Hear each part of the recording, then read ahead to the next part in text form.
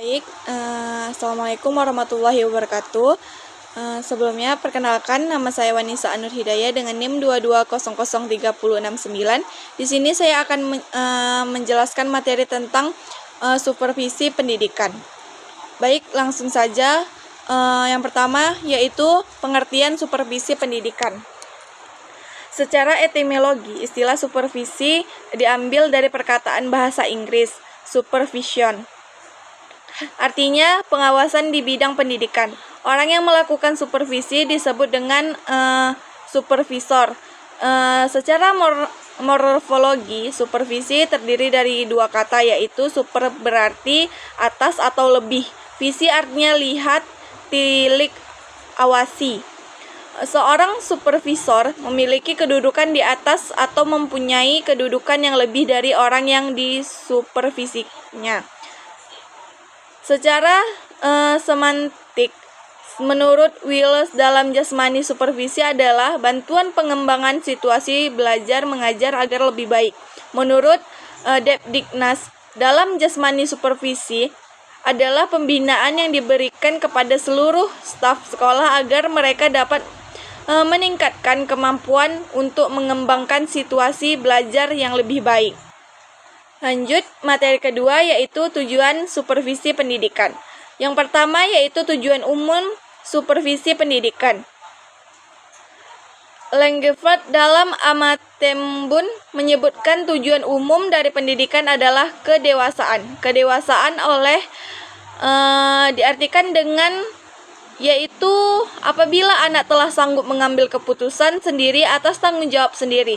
Dari pengertian ini, maka tujuan umum dari supervisi pendidikan adalah untuk membina orang-orang yang disupervisi menjadi dewasa yang sanggup berdiri sendiri. Dan yang kedua yaitu tujuan khusus supervisi pendidikan.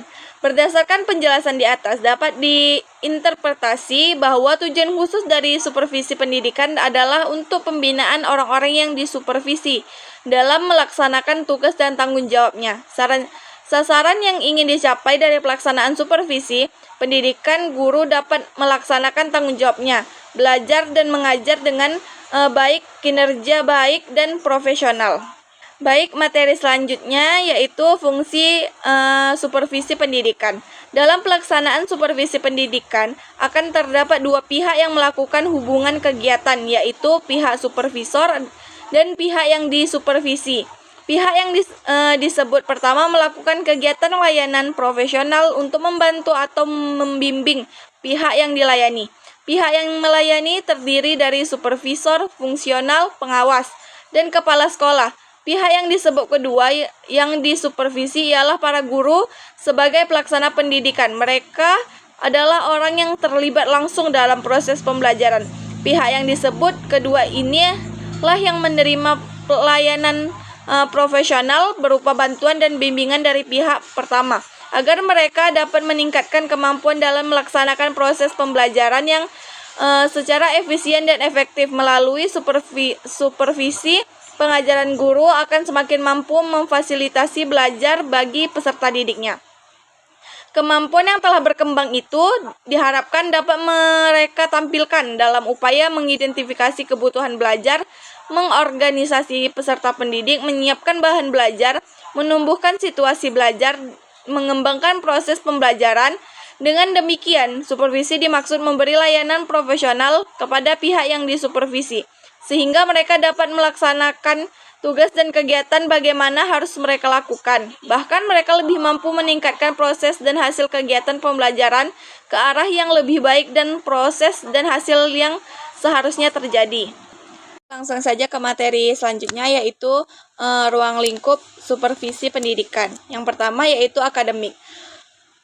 Menitikberatkan pengamatan supervisor pada masalah-masalah akademik, yaitu hal-hal yang langsung berada dalam lingkungan kegiatan pembelajaran pada waktu siswa sedang dalam proses mempelajari sesuatu.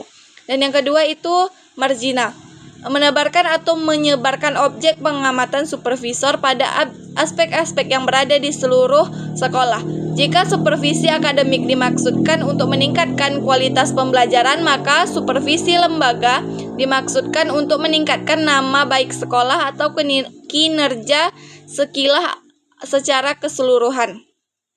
Baik, materi selanjutnya yaitu tentang prinsip supervisi pendidikan. Sahertian 1981 juga mengemukakan prinsip-prinsip supervisi sebagai berikut. Yang pertama yaitu ilmiah. Supervisi hendaknya dilaksanakan secara teratur, berencana, dan kontinu. Ini berarti pelaksanaan supervisi itu bukan sekehendak hati supervisor saja, tetapi harus direncanakan sedemikian rupa dan dilaksanakan secara kontinu sesuai dengan apa yang telah direncanakan. Dan yang kedua yaitu demokratis.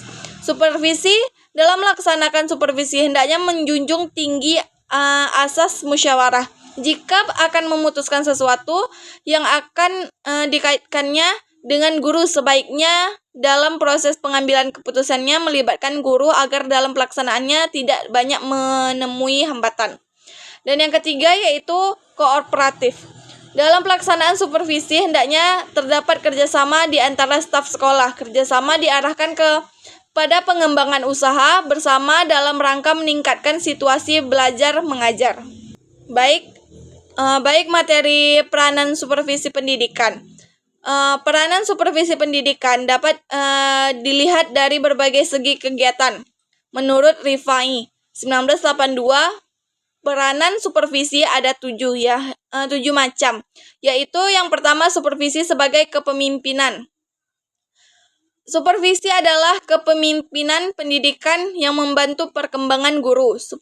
Supervisor sebagai pemimpin hendaknya mempunyai kemampuan menggerak atau mempengaruhi guru agar mau meningkatkan kemampuan profesionalnya sehingga proses belajar mengajar menjadi lebih baik dan efektif. Yang kedua yaitu supervisi sebagai inspeksi. Dalam kegiatan supervisi diawali dengan inspeksi untuk mendapatkan informasi mengenai melaksanakan proses belajar mengajar yang dilaksanakan oleh guru. Dan yang ketiga yaitu supervisi sebagai penelitian. Untuk mengetahui data lebih lanjut yang lebih objektif dan mengenai permasalahan yang ditemui pada waktu inspeksi atau data dari laporan perlu dilakukan penelitian.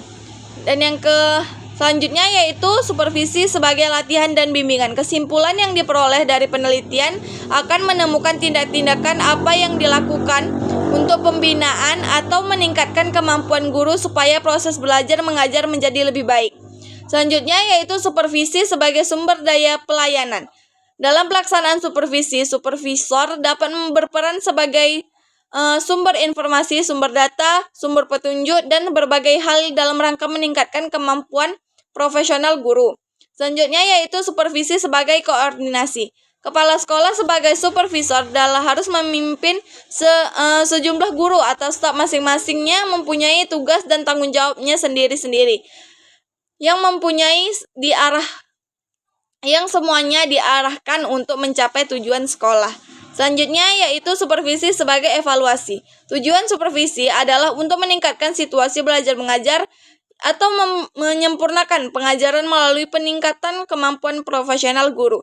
Untuk mengetahui kemampuan apa yang perlu ditingkatkan, perlu ada evaluasi sehingga program supervisi cocok dengan kebutuhan guru. Sekian penyampaian materi dari saya, lebih dan kurang saya mohon maaf.